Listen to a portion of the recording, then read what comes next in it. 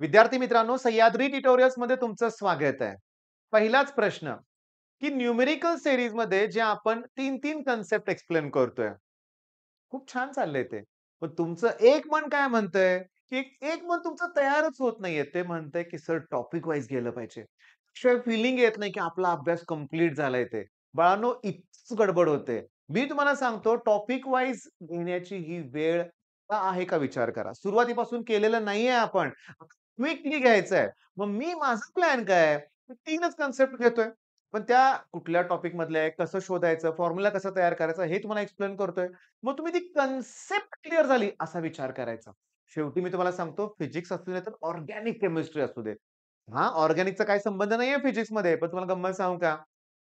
Alkyl halide बघा मी काय म्हणतोय. अल्किल हलाइड पासून अल्केन तयार होतं. Wurtz reaction. अल्केन पासून पण अल्किल हलाइड तयार होतं. मग अल्किल हलाइड पासून अल्कोहोल तयार होतं. अल्कोहोल पासून अल्डिहाइड तयार होतं. अल्डिहाइड पासून ॲसिड तयार होतंय. म्हणजे एकमेकांशी रिलेटेड पॉइंट असतात ना ऑर्गॅनिकमध्ये. तसं फिजिक्समध्ये पण आहे रे बाळांनो. फॉर्म्युले कुठं लागतील आपल्याला सांगू शकत नाही आपण. बरोबर आहे? तर माझं टार्गेट तुमच्या लक्षात आलंय. ओके. मग आता तुम्हाला माझं ऐकावंच लागेल. म्हणजे ह्याच्या अगोदर आपल्या 9 ते 10 कन्सेप्ट क्लिअर आहेत 3 व्हिडिओमध्ये. या व्हिडिओमध्ये आणखीन पुढच्या कन्सेप्ट क्लिअर होतील. मग ही सीरीजमध्ये 8, 10, 20 व्हिडिओ होतील म्हणूया आपण. बरोबर आहे? मग त्या सीरीजमध्ये जे व्हिडिओज होतायत ना लक्षात घ्या 5-6 होतील, 8 होतील, 10 होतील. 30 कन्सेप्ट क्लिअर झाल्या हे डोक्यात ठेवायचं बरं का लक्षात घ्या. ओके. बरं मग नेहमीप्रमाणे सुरुवातीचा तुमचा मोजून 10 ते 20 सेकंद घेऊन सांगतोय. स्क्रीनशॉट काढा, स्कॅन करा, आपलं टेलिग्राम चॅनल जॉइन करा, आपला WhatsApp ग्रुप जॉइन करा. ओके. ठीक आहे. 10च सेकंद. लगेच मला आज शिकवायला सुरुवात करायची आहे. चला पहिला क्वेशन वाचूया. टॉपिक कुठला आहे सांगा? Rotational dynamics. का कसं ओळखलं? टॉर्क. बरोबर आहे. 400 न्यूटन मीटरचा टॉर्क दिलेला आहे. म्हणजे टॉर्कचं हे असं सिम्बॉल आहे. थोडीशी साइज मी कमी करतो. ओके. टॉर्कचं जी व्हॅल्यू आहे ती आहे 400 न्यूटन मीटर. बरं 400 newton metre torque. Acting on a body of mass 400 KG. होय 40 केजी आहे. मास किती आहे? 40 केजी.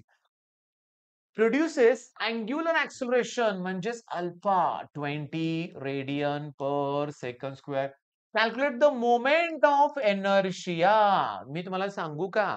किती मार्काचा प्रश्न आहे? असले प्रश्न 2 मार्काला आलेत. लॉटरी आहे लक्षात घ्या लॉटरी. पण आता एक्सप्लेन करणार आहे मी. सांगतो. फोर्स म्हणजे मास इंटू ॲक्सेलरेशन हे तुम्हाला माहिती आहे की नाही सांगा बघू? फोर्स म्हणजे कोण आहे? Mass into acceleration. मी हे का सांगतोय इथं? सांगतोय. लिनियर मोशनमध्ये जर स्ट्रेट मोशन लिनियरमध्ये जर फोर्स असेल, तर त्याला एनालॉगस अँग्युलरमध्ये किंवा रोटेशनल डायनामिक्समध्ये आहे टॉर्क.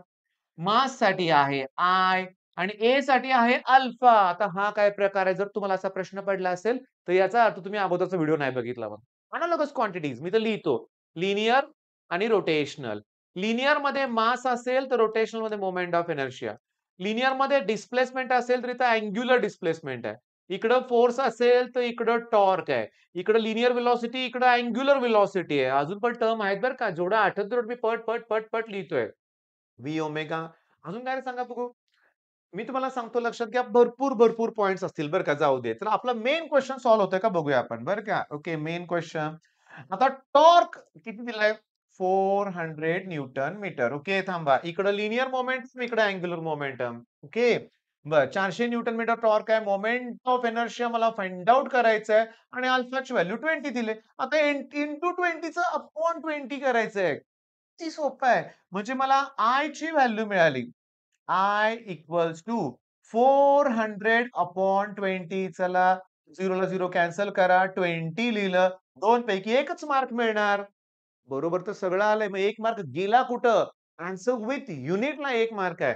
मग मोमेंट ऑफ इनर्शिया चला अभ्यास देतोय.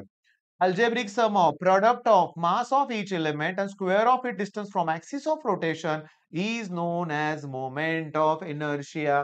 मग फॉर्म्युल्यानुसार मी युनिट लिहिणार आहे. मासचं युनिट आहे केजी. डिस्टन्स स्क्वेअर म्हणजे मीटर स्क्वेअर. एकदम सिंपल. चला मी बाजूला सरकतोय. स्क्रीनशॉट काढून घ्या. ओके. स्क्रीनशॉट काढून घ्या. ओके. तुमच्या लक्षात येतंय का बघा? आणखीन एक सांगतो. हे एक लिहायचं राहिलं. हे लिनियर ॲक्सेलरेशन आणि इकडं आहे angular acceleration. Analogous quantities. Analogous quantities सगळ्यात इम्पोर्टंट आहेत. हे जमलं तर इतके फॉर्म्युले जमतात ना बाळांनो. याचा फॉर्म्युला काय मास इंटू व्हेलॉसिटी, मग याचा काय येणार आहे आय इंटू ओमेगा येणार, बरोबर आहे. फोर्सचा फॉर्म्युला काय मास इंटू ऍक्सेलरेशन, मग याचा काय येणार I into alpha, torque equals to I alpha येणार. पॉवर एक सांगतो, पॉवरचा फॉर्म्युला नीट लक्ष द्या बरं का. पॉवरचा फॉर्म्युला फोर्स इंटू व्हेलॉसिटी असतो लिनियर मध्ये, मग अँग्युलर मध्ये येणार फोर्सच्या ऐवजी टॉर्क, आणि इथे येणार ओमेगा, टॉर्क इंटू ओमेगा. मग मी तुमची 5 मिनिटं घेतली. पण या 5च मिनिटात आपण काय केलं लक्षात घ्या, की या 5 मिनिटात आपण कन्सेप्ट क्लिअर केली. आता टॉपिक वाईज जायचंय. मी तुम्हाला सांगतो. मग हा कोणता टॉपिक आहे? Rotational dynamics. देतो ना अभ्यास तुम्हाला मी. मी तुम्ही स्क्रीनशॉट काढला नसेल तर अजून एकदा काढून घ्या रे पटकन. ओके. बरं. तुम्ही आता स्क्रीनशॉट काढून घेतलेला आहे. टॉपिक वाईज जायचंय ना? रोटेशन डायनामिक्सच्या सुरुवातीला फॉर्म्युला आहे horizontal track. V max, maximum velocity formula आहे mu S into R G. त्याच्यानंतर वेल ऑफ डेथ, त्याच्यामध्ये मिनिमम व्हेलॉसिटी आहे under root R G upon mu S. त्याच्यानंतर तुम्हाला सांगतो टॅन थिटा इक्वल्स टू किंवा V equals to under root R G tan theta banking. तुम्हाला सांगतो आता पुढे मी सांगत बसत नाहीये ते म्यू, त्याच्यात एक टर्म येते लक्षात घ्या, म्हणजे ह्या फॉर्म्युल्यामध्ये काय R g into bracket tan theta minus mu s upon 1 minus किंवा 1 plus tan theta into mu s. Okay. Safe maximum possible speed, minimum possible speed, most safe speed या व्हॅल्यू आहेत. बरं, त्या टॉपिक मध्ये अजून तुम्हाला काय करायचंय सांगतो. इथं व्हेलॉसिटी असते अंडर रूट आर जी, इथं व्हेलॉसिटी असते 3 आर जी, इथं व्हेलॉसिटी असते अंडर रूट 5 आर जी. हे तुम्हाला प्रूव्ह करायचं आहे. Vertical circular motion. ओके. मी तुम्हाला सांगतो इतके प्रश्न आहेत, पण आपल्याला हळू केलं पाहिजे. मग पहिल्यांदा सांगतो, पहिल्या टॉपिक मध्ये आपलं अजून काय राहिलंय तुम्हाला सांगतो. नावं बघितल्यावर तुम्हाला कळेल. रिंग, डिस्क, स्फिअर, रॉड यांचे पण मोमेंट ऑफ इनर्शियाचे फॉर्म्युले आहेत. मग आता एक काम करा. इमिजिएटली रिंगचे 4 फॉर्म्युले लिहायला सुरुवात करा. ॲक्सिस सेंटर मधून जातोय, ॲक्सिस डायमीटर मधून जातोय, tangent perpendicular to the plane, tangent in the plane. जर जुनं लेक्चर ह्याच्या अगोदरचं बघितलं असेल, तर तुम्ही शॉर्टकट दिलेत. एम-आर स्क्वेअर फक्त ॲड करायचा आहे. पॅरलल ॲक्सेस थिअरम, आई गो! Parallel axes theorem, perpendicular axes theorem. Okay, topic आहे. मग घाबरून चालणार नाहीये. या टॉपिक मधलं सगळ्यात इम्पोर्टंट आपण अगोदरच केलंय. Define moment of inertia, law of conservation of angular momentum. Easy questions आपण टार्गेट करतोय. ईझी क्वेशन्स लक्षात घ्या. आणि सगळ्या टॉपिक मधले ईझी क्वेशन्स मी टार्गेट करतोय ना, इथंच 30-35 मार्काचा पेपर अटेम्प्ट होतो out of 70 full syllabus.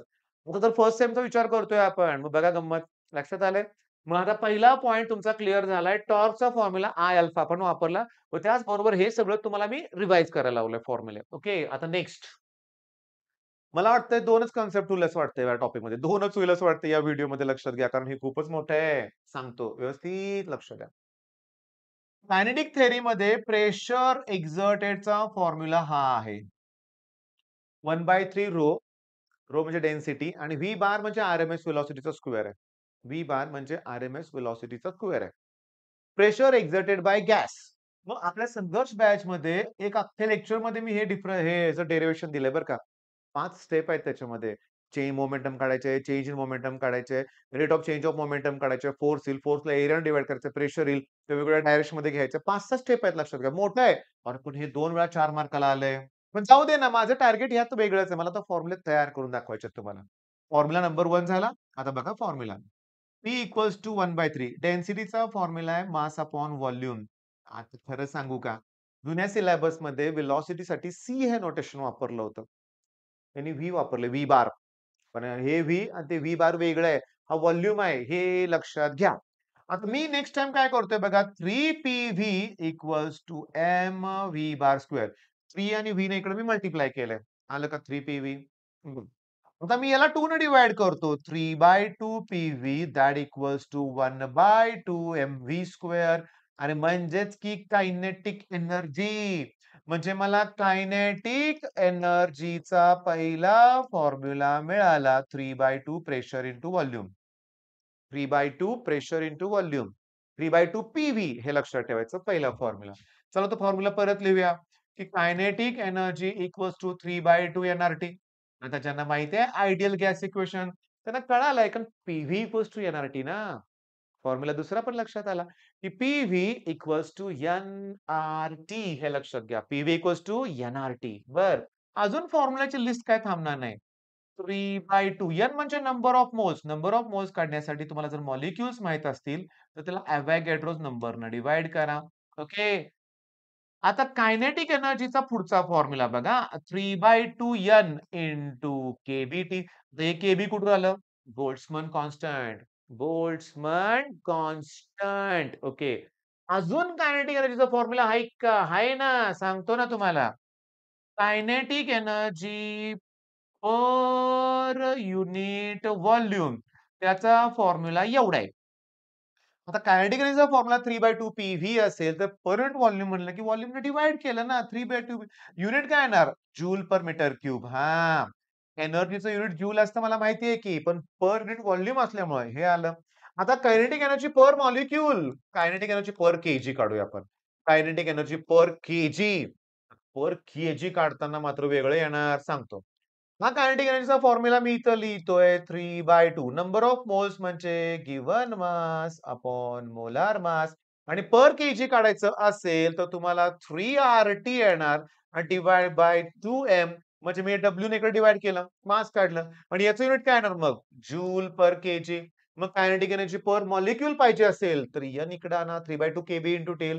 Kinetic energy per mole पाहिजे असेल तर 3/2 RT. अरे काहीही विचारतात लक्षात घ्या. एक्सरसाइज मधला प्रॉब्लेम आहे जो आपला न्यूमेरिकल बॅच मध्ये आपण घेतलाय, संघर्ष बॅच मध्ये घेतलाय, क्रॅश कोर्स मध्ये पण घेतलात लक्षात घ्या. तुम्हाला सगळ्यात इम्पोर्टंट काय की हे न्यूमेरिकल्स आहेत. बरं आता इम्पोर्टंट काय? एवढ्या जागेत मला ते न्यूमेरिकल आता सॉल्व्ह करून द्यायचंय. कायनेटिक एनर्जी व्हॉल्यूम दिलाय. व्हॉल्यूम दिलाय 4000 सीसी म्हणजे 4 लिटर. 4 लिटर, 4 लिटर हे लक्षात घ्या. तर सीसी म्हणजे मिली असतं. मग 4000 मिली म्हणजे 4 लिटर. बरं आता प्रेशर किती दिलंय? प्रेशर दिलंय बघा स्टँडर्ड प्रेशर 1 एटमॉस्फेरिक. मग मी कायनेटिक एनर्जीचा फॉर्म्युला लिहितो 3/2 पीव्ही. मग 3/2 पी ची व्हॅल्यू आहे 1 एटमॉस्फेरिक. व्हॉल्यूम आहे 4 लिटर. मग 4 ला 2 ने डिव्हाईड करा. 2 2 जा 3 2 जा 6 लिटर एटमॉस्फेरिक. आता जे माझे परफेक्ट फॉलोअर आहेत, ज्यांनी थर्मोडायनामिक्स केलेलं आहे माझ्याबरोबर केमिकल थर्मोडायनामिक्स, वर्क डन केलंय, जे चॅनलला रेग्युलर फॉलो करतात त्यांना माहिती आहे, की 1 डीएम क्यूब बार म्हणजे 100 जूल. 1 डीएम क्यूब बार म्हणजे 100 जूल आणि 1 लिटर आता दाखवतो रे तुम्हाला, दाखवतो टेन्शन घेऊ नका. बघा 1 डीएम क्यूब बार.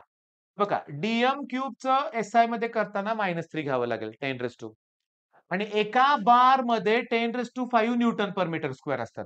म्हणजे डीएम क्यूबला मी मीटर क्यूबमध्ये कन्व्हर्ट केलं एसआय मध्ये. बारला मी न्यूटन एसआय मध्ये कन्व्हर्ट केलं.